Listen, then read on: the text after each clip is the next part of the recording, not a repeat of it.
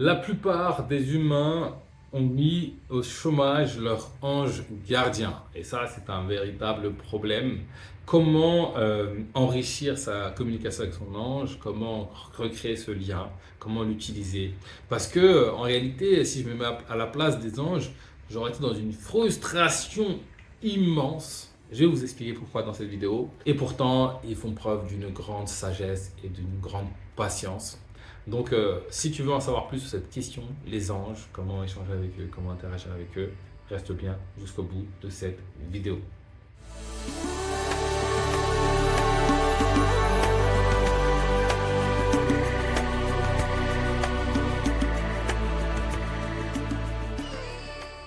Bonjour, bienvenue dans Enquête spirituelle, la première chaîne qui traite en profondeur des réalités spirituelles. Je m'appelle Bakary Niakate et ici je te parle de connaissance de soi et du divin, car c'est en s'éveillant sur ces questions que nous, l'humanité, allons bâtir un monde meilleur, nous rapprocher du divin et réussir notre passage sur Terre. Donc si toi aussi tu veux grandir intérieurement, si tu veux t'éveiller spirituellement, si tu veux devenir un témoin de la vérité, je vais t'inviter à faire deux choses. Premièrement, abonne-toi à la chaîne, active la cloche pour être sûr de recevoir toutes les vidéos que je partage chaque semaine. Et deux, va dans la barre de description et mesure ton niveau de conscience. J'ai prévu pour toi un quiz gratuit qui va te permettre de mieux te connaître et surtout trouver des voies pour grandir en conscience. Alors, fais ce premier pas vers l'éveil. Rentrons à présent dans le vif du sujet. Les anges, les anges. Alors pourquoi je vous fais ce sujet? Ça a été un peu inspiré d'une veillée spirituelle. Alors il faut que vous sachiez que j'organise chaque semaine des veillées spirituelles. Et pour ça, il faut rejoindre le canal Telegram. Toutes les informations sont dans le canal Telegram. Je vous mets le lien en barre de description. Et donc, lors de la veille spirituelle, alors on fait 1 heure de méditation suivie d'1 heure de causerie spirituelle, qui se transforme souvent en 2-3 heures, mais bon, ça c'est un autre débat. On échange sur les anges, etc.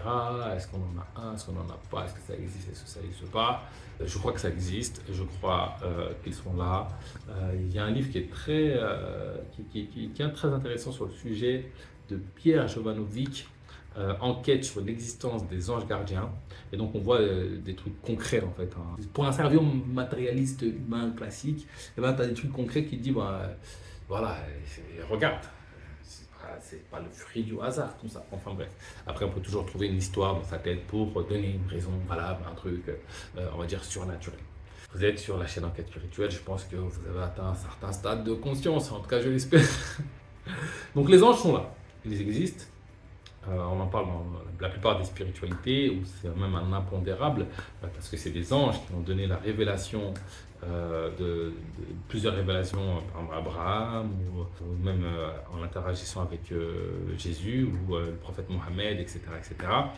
Ça passe souvent par des anges. Et puis on a chacun notre ange, des anges gardiens, soit un, soit plusieurs, mais en tout cas des anges qui sont là, qui veillent sur nous, qui nous aident, qui nous aiguillent, qui nous parlent. Et en fait, je me dis, si nous, les humains, on aurait été à leur place, on aurait été dans une frustration, mais énorme. Dans le sens où eux, ils savent. Ils sont dans cette conscience. Ils savent la vérité. Ils savent qu'on est à 2 doigts de la vérité. Et pour autant, ils doivent respecter notre libre arbitre, c'est-à-dire ne pas ingérer dans notre cheminement, juste par rapport à nos intentions, nous aiguiller. Et nous, on voit rien.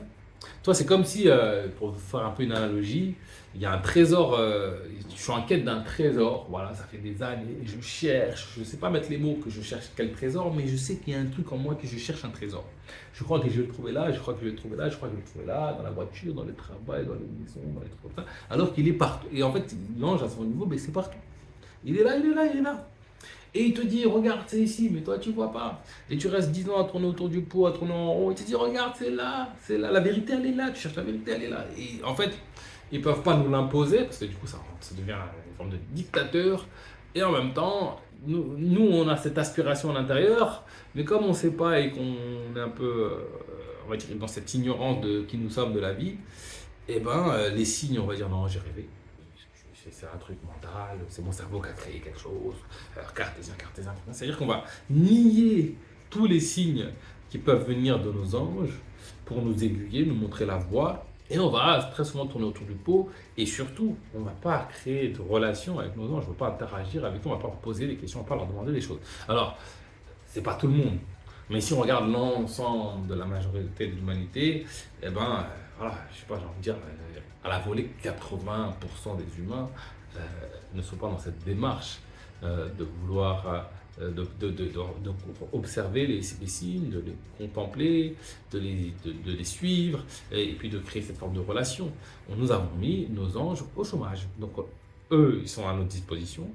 Alors, ce ne sont pas des esclaves, hein. Ce ne sont pas des esclaves. D'ailleurs, j'ai envie d'ouvrir une petite parenthèse par rapport aux anges. Parce qu'on a cette idée reçue de se dire qu'un ange, il est dans cette forme de soumission au divin. Ok, ça c'est bon, ça c'est cool. D'ailleurs, c'est l'intention d'un croyant de manière générale, soumission au divin, mais soumission au divin en imaginant un divin extérieur à soi, ça pose problème. En remettant le divin en chaque être humain, ça veut dire que le fond de toi-même, ton véritable essence, c'est le divin. Et donc, en te soumettant au divin, tu te soumets à ta véritable nature. Et donc, si on revient sur les anges, donc on peut avoir cette pensée de croire que l'ange, en fait, c'est comme un automate presque. C'est-à-dire qu'il obéit à Dieu. Si Dieu dit A ou B, il obéit. Parce qu'il connaît Dieu, il aime Dieu, il sait, donc il choisit en conscience de s'obéir. Tu vois, pour faire une analogie, j'aime mon père, je sais qu'il est très sage, admettons, il est très très sage.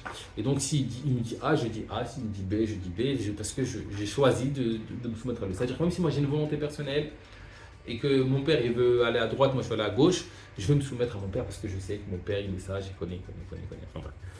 Ça c'est une erreur. C'est une erreur. Alors effectivement, la vérité, c'est vrai qu'il connaît Dieu mieux que nous, il a un niveau de conscience beaucoup plus grand. Mais en réalité, l'ange reste libre et il reste avec un libre arbitre plein et entier. Le libre arbitre, c'est une loi spirituelle primordiale. Je le dis et je le répéterai jamais assez. Les anges respectent le libre arbitre, c'est pour ça qu'ils nous imposent pas la voie de la vérité, ils nous guident tout en nous laissant ce doute subtil pour qu'on puisse faire notre propre chemin et s'assumer pleinement. Mais ils vont respecter le libre arbitre. Donc les anges ont un libre arbitre. En réalité, qu'est-ce qui se passe? Plus je suis voilé, plus les intentions de mon mental voilé, c'est-à-dire qu'il est ignorant de la vie, des choses, il croit que ci, il croit que ça, il croit que le bonheur il est dans le travail, il croit que le bonheur il est dans sa femme. Ignorant. Plus je suis ignorant, plus je vais avoir cette tendance à avoir une volonté qui est en contradiction avec la volonté divine. Plus je grandis en conscience, plus ma volonté et celle du divin fusionnent. C'est-à-dire que ce que je veux au fond de moi-même, c'est le divin qui parle et ça correspond à ce que je veux au niveau de mon mental. Et c'est ce qui se passe au niveau des anges. C'est-à-dire que, étant donné que tout est un et que nous formons un avec le divin, quand je prends une décision même égotique, c'est Dieu qui prend une décision. Sauf que la friction se trouve dans le sens où mon essence me dit va à droite et mon ego par peur me dit va à gauche. Je vais donner un exemple. Je veux ce soir me faire un film devant la télé, c'est mon essence qui me dit là et détends-toi. Sauf qu'il y a mon père qui m'appelle et il me dit ouais tu peux m'aider, j'ai un problème de ça. Et moi je me dis non, mon ego il me dit ah mais non mais si je le fais pas, je suis un mauvais garçon, je suis pas un bon enfant, etc. Et je vais avoir des péchés, des croyances, des ignorances. Et donc je vais suivre, alors quelle que soit la décision, c'est la décision divine. Sauf que mon ego quand il va partir chez mon père, et qui rêvait de se poser, il va vivre une mauvaise expérience, dans le sens où il va avoir ce ressentiment, il peut avoir ce petit plaisir d'avoir rendu service, mais et moi alors, je m'oublie quelque part, et ça crée des petits trucs sur le long terme, ça peut détruire. Mais bon, ça, je ne vais pas rentrer dans le détail de ça, je pense que beaucoup ont déjà vécu ça. Tout ça pour dire que il peut y avoir une dissonance entre la volonté égotique et ce que je veux au fond de moi-même. Au fond de moi-même, je voulais rester sur mon canapé, mon ego par peur, il a voulu faire ci. L'essence, le fond de moi n'impose pas mon ego parce qu'il est libre. Et en fait, quand je grandis en conscience, les voiles font que ça fusionne. C'est-à-dire que je reviens à mon équilibre, je reviens à mon alignement et du coup, je suis en alignement avec mes volontés les plus profondes, avec les actions qui vont créer de la joie, de l'harmonie, qui vont m'équilibrer. Ce qui est juste pour moi, je vais le faire. Et donc, c'est ça que font les gens. Il y a plein d'anges, il y a Michael, il y a Gabriel, il y a l'ange de la pluie, l'ange de la mort, il y a plein de types d'anges. Et ils ne font pas tous la même chose. Tout ça pour dire que chacun suit un cheminement qui lui est propre, chacun remplit une fonction qui lui est propre, et pour autant est dans cette connaissance du divin avec des dimensions plus ou moins grandes, et dans cette obéissance au divin, mais c'est surtout que lui sait qui il est, et lui sait écouter la voix intérieure, et il va l'écouter coûte que coûte parce qu'il sait que c'est ça qui est bon pour tout, pour de lui. Et c'est son choix libre de faire ça. Sinon, on n'aurait que des anges qui font tous la même chose en réalité. Donc les anges sont libres et ils respectent le libre arbitre. Ce que je vais vous inviter à faire, c'est déjà de conscientiser que vous avez un ange gardien. Alors il peut y en avoir plusieurs. Mais déjà, commencez avec un, d'accord? Il y en aura toujours un qui vous accompagne quoi qu'il arrive. Sache que tu as en permanence ton ange gardien avec toi. Un ou plusieurs anges qui t'accompagnent en permanence. Sache-le. Et donc, en réalité, tu n'es jamais seul. Pose-lui des questions. Tu verras, tu auras des signes qui peuvent prendre plein de formes. Et en réalité, ce qui se passe, c'est qu'on crée, pour communiquer avec un autre ange, une forme de langage entre nous. Parce qu'on n'a pas la même langue, on ne peut pas parler français, etc. Alors certains vont pouvoir entendre des voix, avoir des images, des flashs dans l'esprit. Ça peut prendre plein de formes. Certains, ça va être des signes dans la nature. Ça peut être des ressentis dans le corps. Ça peut prendre plein de formes. Mais il est là, il y a une communication. Ce qu'il faut faire, c'est déjà poser des questions. Et il n'y a pas de limite, donc vous pouvez en abuser. C'est-à-dire que lui, il n'est pas esclave, il a choisi de vous accompagner. C'est son rêve le plus profond. C'est comme vous, quand vous avez découvert une prise de conscience, votre rêve le plus profond, c'est de le partager à votre frère, à votre mère, à votre soeur, qui puisse rentrer dans cette découverte, dans cet amour. Et ça vous ferait tellement plaisir, ça, vous êtes prêt même à payer très très cher pour ça. La différence entre nous et les anges, c'est que les anges, ils vont respecter les libre arbitre, nous, on va vouloir imposer. Et là, c'est là que ça va créer des frictions.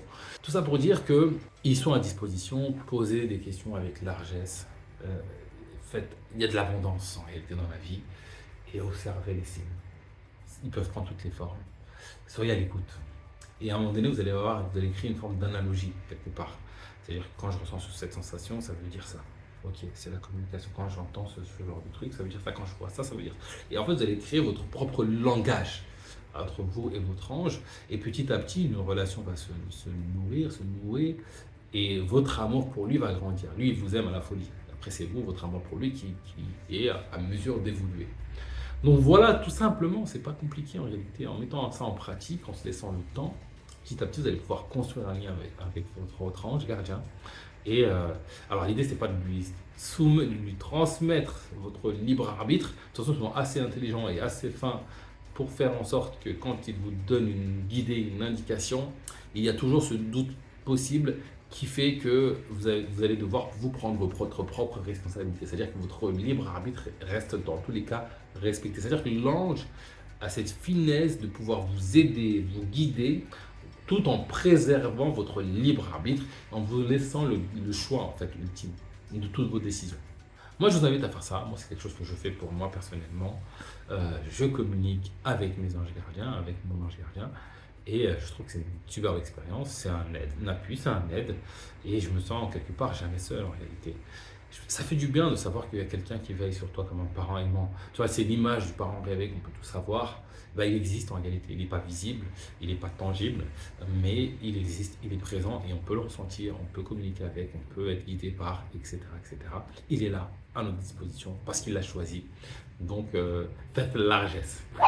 Donc voilà, c'est tout pour aujourd'hui. Comme d'habitude, si cette vidéo t'a plu, je t'invite à laisser un pouce bleu. Partage un maximum à toutes les consciences qui ont besoin d'entendre ce message. Ça peut faire du bien de se connecter à ce message ou à cette chaîne. Ça m'aide beaucoup, ça aide beaucoup. Donc je compte sur toi et je te donne rendez-vous très prochainement pour du nouveau contenu autour de l'éveil spirituel.